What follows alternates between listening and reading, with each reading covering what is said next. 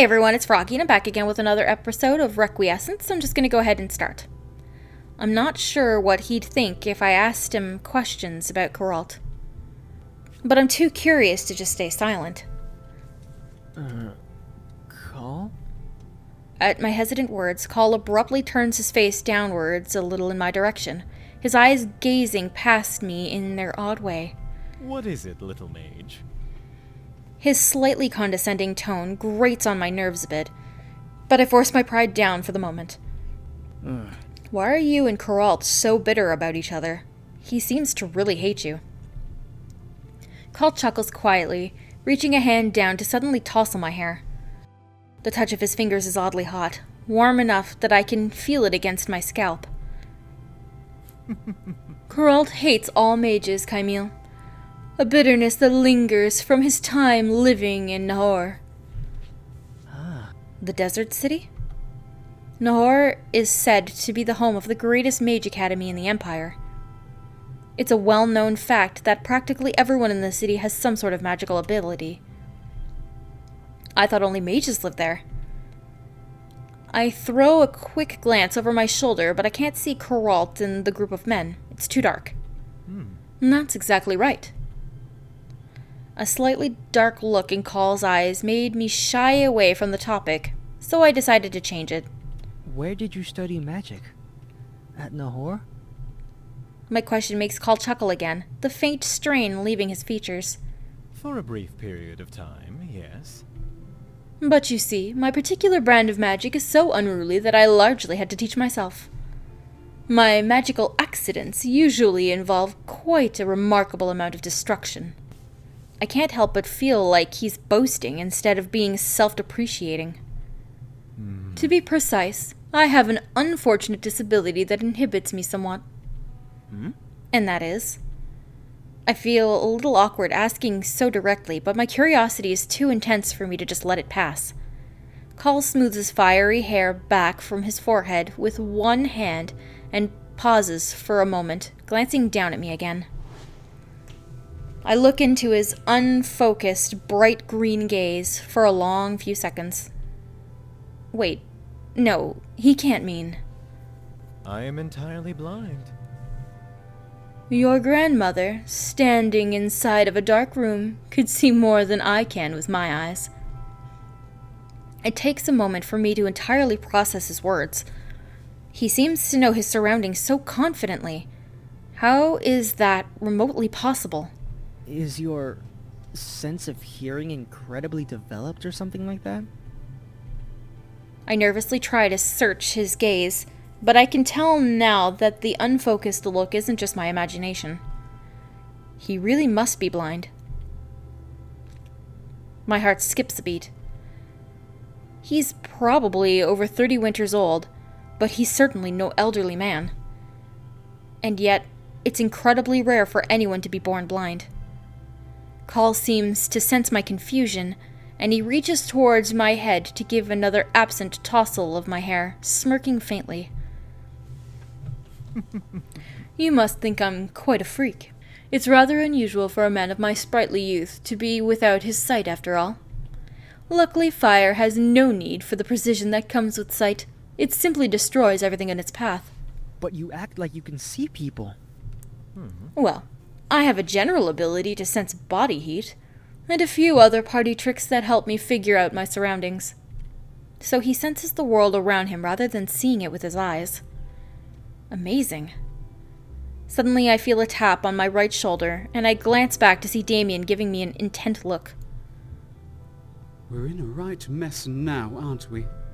Despite his bitter words, his tone carries an almost jovial nature, as if he's resigned himself to the weirdness of the situation. I hope you're thinking about a way to keep that crazy bastard from coming after you whenever your back is turned to him. He jerks his chin in Geralt's direction, then eyes me curiously. Bet he's got it out for you than me, I suppose. His attention then turns to Call, and he raises his eyebrows. Thanks for saving our hides earlier, Sir Mage. I would have been nothing but an aesthetically pleasing splatter on the ground by now if not for you. Think nothing of it. I'm always happy to seize any opportunity to see Geralt foam at the mouth. Well, you'll get plenty more, I'm sure. Between you and Camille, the poor man's going to pop a vein. If there are any angry spirits further on, hopefully he'll target his anger towards one of them instead. Call lets out an amused snort. You'd better hope we run into something soon then. It's not unlikely, though. I could sense the presence of other beings not far from the third altar. Did they give off an unsociable air? Something like that. We walk along for a while longer, and I'm content to listen to Damien and Call chatter on idly about the dangers of the cathedral.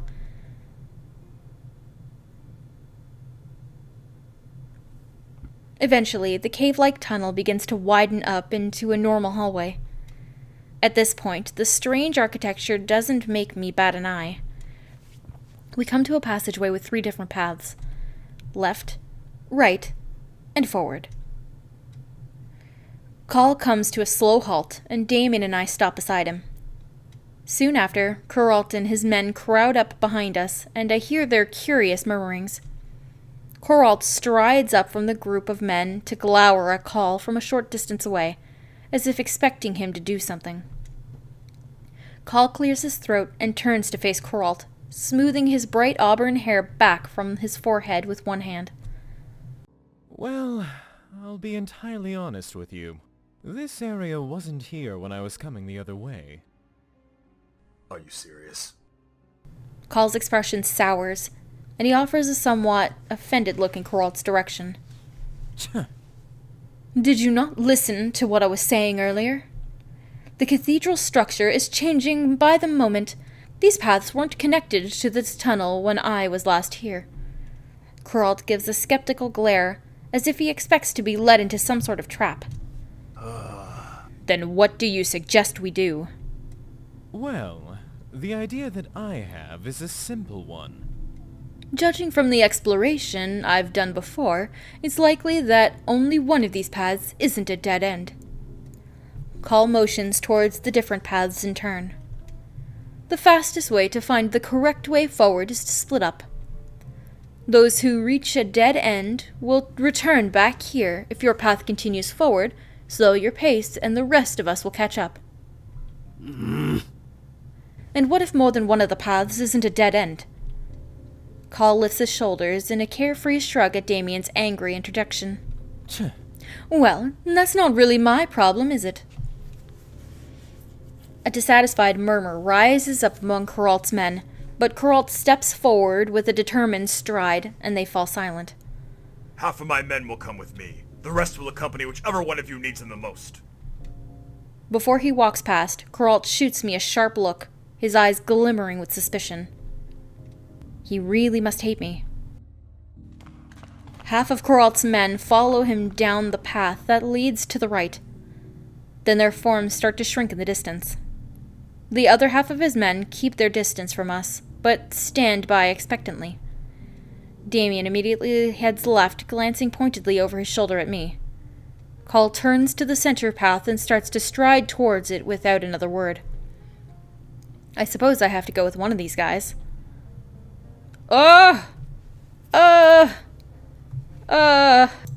Well, Damien's been with us for a long time, so let's continue on with Damien. Damien seems to be the one with the most common sense around here. Even if he's a little odd and talks all the time, I feel the least uneasy around him. I hurry after him as Kuralt's men start to head off in Call's direction. When I catch up to Damien's side, he gives me a pleased, firm nod. I figured you'd come this way. A solid choice.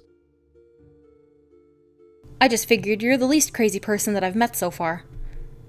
Compared to an egomaniacal mage and a bloodthirsty mage hater, I don't quite think that's much of a compliment. But I'll take it. I do feel a bit guilty for comparing him to them. But he does seem a little airheaded and obviously not guided by a reliable moral compass. I certainly trust Damien more than Kuralt and Call, though. He seems fond of me, Or at least tolerant of me, but he still makes me wary.